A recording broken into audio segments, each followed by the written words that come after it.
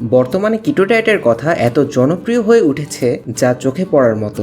এই ডায়েটে খাবারের তালিকায় কার্বোহাইড্রেটের পরিমাণ কমিয়ে পরিমাণ মতো প্রোটিন ও চর্বি যোগ করা হয়। বর্তমান আলোচনার বিশেষ বিষয়বস্তু কিটো ডায়েট। আসলে কিটো ডায়েট কি? এটা কি স্বাস্থ্যের জন্য উপকারী? এই বিষয়ে বিশেষজ্ঞরা কি মতামত দিয়েছেন বিস্তারিত জানতে ভিডিওটি শেষ পর্যন্ত দেখুন।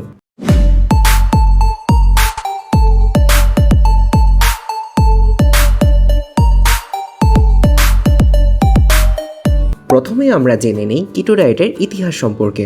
American National Center for biotechnology information (NCBI) এর মতে 1921 সালে চিকিৎসক রাসেল উইল্ডার সর্বপ্রথম কিটো ডায়েটের ব্যবহার শুরু করেছিলেন। তখন মূলত শিশুদের এপিলেপসি বা মৃগী রোগ চিকিৎসার থেরাপি হিসেবে কিটোজনিক ডায়েট ব্যবহৃত হতো।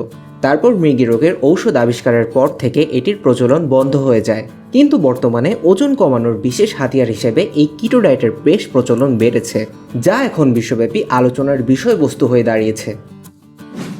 কিটোজনিক ডায়েট মূলত সুপার লো কার্বো ডায়েট, অর্থাৎ এই ডায়েটে কার্বোহাইড্রেটের পরিমাণ কম থাকবে আর ফ্যাট অনেক বেশি থাকবে এবং প্রোটিনের পরিমাণ মিডিয়াম লেভেলে থাকবে। এক্ষেত্রে ডায়েটের টোটাল ক্যালোরির 5 থেকে 10% কার্বোহাইড্রেট, 20 থেকে 25% প্রোটিন এবং 70 থেকে 75% ফ্যাট থাকে। এই ক্ষেত্রে যেসব সবজিতে শ্বেতসার বা স্টার্চ নেই সেসব সবজি খাওয়ার পরামর্শ দেওয়া হয়। 2019 সালে American National Center for Biotechnology ইনফরমেশনে কিটোজনিক ডায়েটের উপরে একটি প্রতিবেদন প্রকাশ করা হয়। সেখান থেকে জানা যায় কিটো ডায়েট অনুযায়ী দিনে 20 থেকে 50 গ্রামের বেশি কার্বোহাইড্রেট গ্রহণ করা যাবে না। আগেই বলা হয়েছে কিটো ডায়েটের খাবারের তালিকায় সাধারণত উচ্চমাত্রার ফ্যাট বা চর্বি থাকে, যেমন মাছ, মাংস, তেল, বাদাম, পনির ইত্যাদি। এমনকি সবুজ শাকসবজির ক্ষেত্রে যেসব শাকসবজির মধ্যে স্বল্প মাত্রার কার্বোহাইড্রেট রয়েছে সেগুলো খেতে হবে। ভাত, রুটি, আলু ইত্যাদি খাবার বাদ দেওয়া হয়। কিটো ডায়েটে যেসব খাবার খাওয়া যাবে না: 1. চিনি বা মিষ্টি জাতীয় খাবার, যেমন কেক, আইসক্রিম, চকলেট, যে কোনো ধরনের মিষ্টি। 2. আটার তৈরি খাবার, যেমন ভাত, রুটি, পাস্তা, নুডলস, কর্নফ্লেক্স। 3. সব ধরনের ফল, কারণ ফলে প্রচুর পরিমাণে শর্করা থাকে, কিন্তু কিটো ডায়েটে মাত্র 20 গ্রামের মতো শর্করা গ্রহণ করতে হয়। 4. সব ধরনের ডাল, কারণ ডালে প্রোটিন থাকে আবার কার্বোহাইড্রেটও থাকে। 5. আলু, মূলা, গাজর ইত্যাদি বাদ দিতে হবে। 6. যে কোনো ধরনের প্রক্রিয়াজাত খাবার খাওয়া যাবে না। কিটো ডায়েটে যেসব খাবার খাওয়া যাবে: 1. গরুর মাংস, মুরগির মাংস, সব ধরনের মাছ, ডিম, মাখন, পনির, ঘি, দই, বাদাম এবং স্বাস্থ্যকর তেল যেমন অলিভ অয়েল, কোকোনাট অয়েল, সূর্যমুখী তেল ইত্যাদি। 2. ফলের মধ্যে জলপাই, অ্যাভোক্যাডো, স্ট্রবেরি, লেবু খাওয়া যাবে। 3. আর শাকসবজির মধ্যে লাউ, পালং শাক, ফুলকপি, বাঁধাকপি আর লাল শাকসবজি। কিটো ডায়েটের উপকারিতা: 1. ওজন হ্রাস করে। কিটো ডায়েট অনুসরণ করলে খিদে কমে যায়, ফলে ওজন হ্রাস পায়। 2. ব্রণ কমে যায়। অনেকের মুখে ব্রণ হওয়া তাদের রক্তের শর্করার সাথে সম্পর্কিত। এই ডায়েট অনুসরণ করলে শর্করার পরিমাণ কম থাকায় রক্তে শর্করার পরিমাণ কমে যায়, ফলে তাদের ব্রণ হওয়া কমে যায়। 3. ক্যান্সারের ঝুঁকি হ্রাস পায়। কিটোজনিক ডায়েট রক্তে শর্করাকে হ্রাস করে, ফলে ইনসুলিন জটিলতার ঝুঁকিও কমে যায়। পার্শ্ব প্রতিক্রিয়া: কিটো ডায়েটের যেসব পার্শ্ব প্রতিক্রিয়া দেখা যায় এই বিষয়ে অনেকেই চিন্তিত থাকে যারা কিটো ডায়েট ফলো করে থাকেন। আপনারা কি জানেন কিটো ডায়েট ফলো করলে কি কি ক্ষতি হতে পারে? 1. মেজাজ খিটখিটে হওয়া।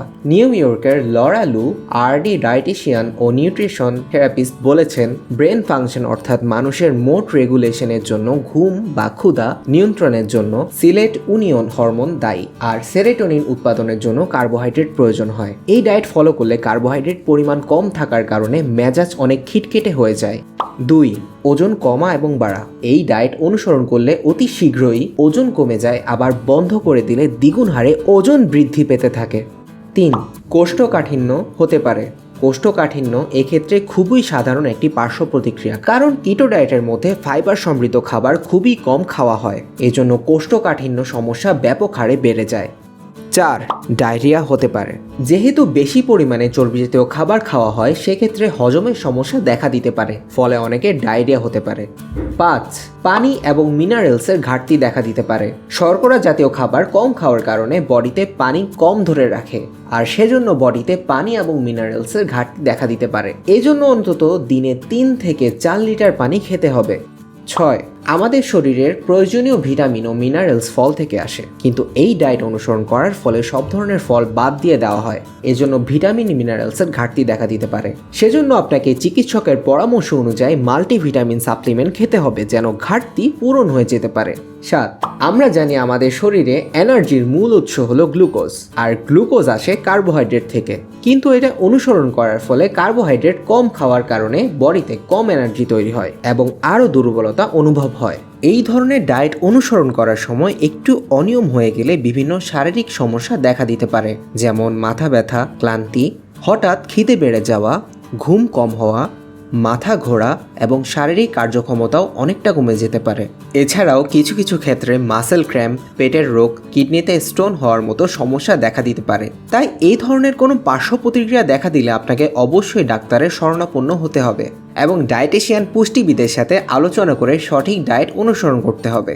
অনেকেই হুট করে নর্মাল ডায়েট থেকে কিটো ডায়েট অনুসরণ করা শুরু করে, আবার অনেকেই কিটো ডায়েট বাদ দিয়ে নর্মাল ডায়েটে হুট করে ফিরে আসেন। এভাবে হুট করে কোনো ডায়েট চেঞ্জ করা উচিত নয়। যে কোনো ডায়েট বডিতে অ্যাডজাস্ট করে ধীরে ধীরে খাবারের খাদ্যাভ্যাস পরিবর্তন করা উচিত, তাহলে শারীরিক সমস্যা না হওয়ার সম্ভাবনা অনেকটাই কমে যাবে। ভিডিওটি ভালো লাগলে লাইক, কমেন্ট এবং সাবস্ক্রাইব করুন এবং আপনার বন্ধুদের সাথে শেয়ার করে দিন। আর ক্লিয়ার কনসেপ্ট ফ্যামিলির সাথেই থাকুন।